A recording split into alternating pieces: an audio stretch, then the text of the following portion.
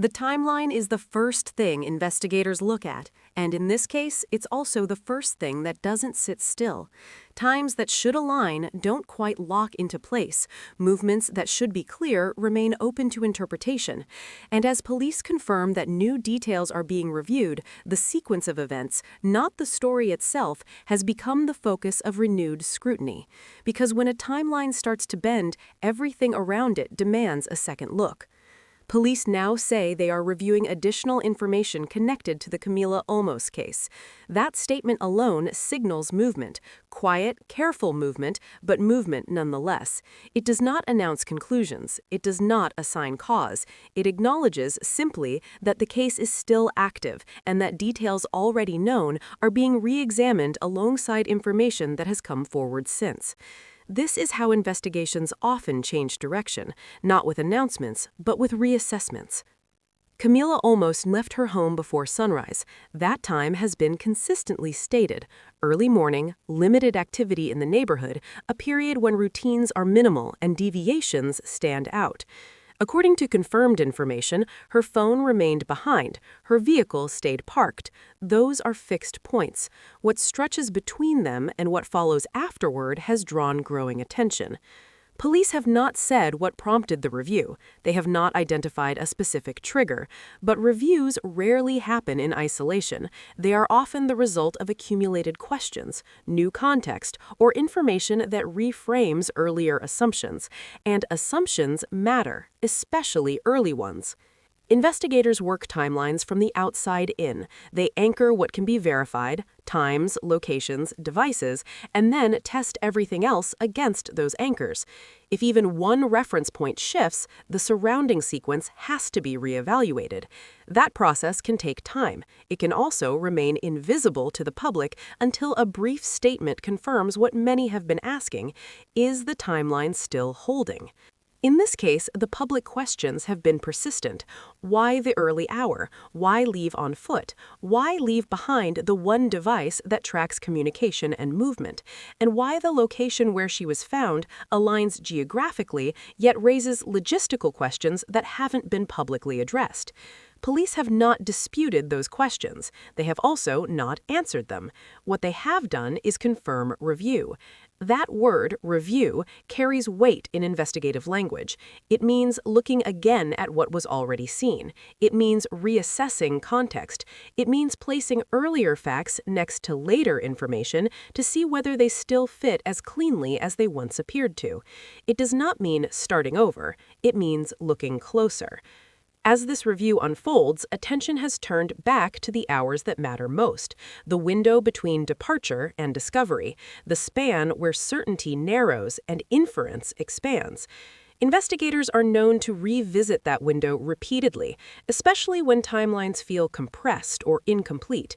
In cases like this, even small discrepancies can matter. A few minutes, a sighting placed earlier or later, a route that seems direct but raises practical questions when measured against time and distance. None of these require speculation to examine. They require patience, and patience is rarely easy for those watching from the outside. Online, discussion has intensified, not because of official announcements, but because silence invites analysis. Viewers are revisiting known details, comparing statements, and asking whether the sequence fully accounts for what is known. That level of attention does not determine outcomes, but it does keep pressure on clarity. Police statements, by design, remain narrow. They confirm process, not theory. And in this update, the process is clear. Information is being reviewed. What remains unclear is what that information changes. Investigators have not indicated whether the review affects cause, timing, or circumstances. They have not said whether it alters previous conclusions or simply reinforces existing ones. That distinction matters, and until it's clarified, the timeline remains the central point of tension. This is where careful coverage becomes essential, not to fill gaps, but to mark them, not to draw lines, but to note where lines have not yet been drawn. If you're following this case closely, subscribing supports continued, fact-based reporting as updates are confirmed. Turning on notifications helps ensure you receive those updates when they happen, not after the discussion has already moved on. And if there's a specific part of the timeline you believe deserves closer attention, sharing that perspective respectfully adds to the broader conversation. Police reviews do not always lead to public revelations. Sometimes they result in internal adjustments. Sometimes they clarify what was already correct. And sometimes they expose the need for further examination. Right now, the only confirmed development is that the Camila Olmos case remains under active consideration, with details being revisited and assessed. The timeline, the backbone of the investigation, has not been closed. And until it is, every confirmed moment remains open to scrutiny. Every unanswered interval remains relevant. And the sequence that defines this case continues to demand careful, methodical attention without resolution, without finality, and without an end yet in sight. That watchfulness has also extended to procedural timing, specifically how quickly certain steps typically occur versus how they unfolded here. In active investigations, the order of operations matters: when requests are made, when responses are logged, when follow-ups are scheduled. Police have not released a procedural timeline, but reviews often include auditing those internal sequences to ensure nothing was delayed, overlooked, or misaligned with standard practice. Another area that tends to receive renewed attention is how initial classifications were handled. Investigators rely on early indicators to determine scope and resource allocation. Those indicators can influence which units are involved, which tools are prioritized, and how information is shared across departments. A review does not suggest error. It acknowledges that early decisions are sometimes reassessed once additional context exists. Context, in this case, continues to evolve through confirmed channels. Police have acknowledged receiving information after the initial phase, information that warranted examination alongside what was already documented. They have not specified whether that information came from records, tips, or internal analysis. What matters is that it was sufficient to prompt review. Reviews also bring renewed attention to environmental factors: lighting conditions at different hours, foot traffic patterns, weather records. These elements can affect timelines in subtle ways. Investigators often overlay these variables onto known movements to test whether earlier estimates remain accurate under closer measurement. The absence of public clarification does not mean inactivity. It often reflects the opposite. During review phases, investigators tend to limit statements to avoid creating expectations they cannot yet confirm. Precision takes precedence over speed.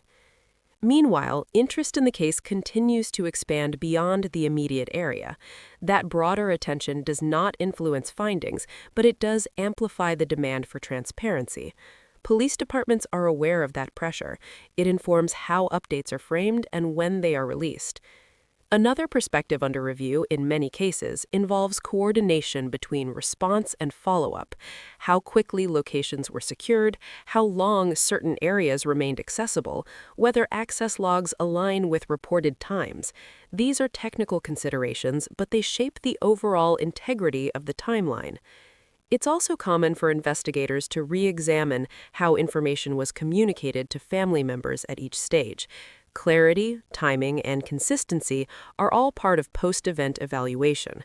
Police have not commented on this aspect, but it is a standard component when cases remain active and under review. For viewers following closely, the lack of definitive statements can feel unsettling, but investigations rarely move in straight lines. They loop, they test, they verify. Especially when timelines are involved, certainty is earned through repetition, not assumption. If you value reporting that follows that process carefully, subscribing helps support continued coverage rooted in confirmed developments. Turning on notifications ensures you receive updates as they're released, not filtered through speculation. And sharing your perspective, respectfully, keeps attention on the questions that remain factual and relevant. As this review continues, the focus stays where it began: on sequence, on timing, on whether each documented moment fits cleanly with the next. Until investigators state otherwise, that sequence remains open to examination. And as long as it does, the Camila Olmos case remains in motion, quietly, methodically, without closure, without final statements, and without the certainty that only a fully resolved timeline can provide.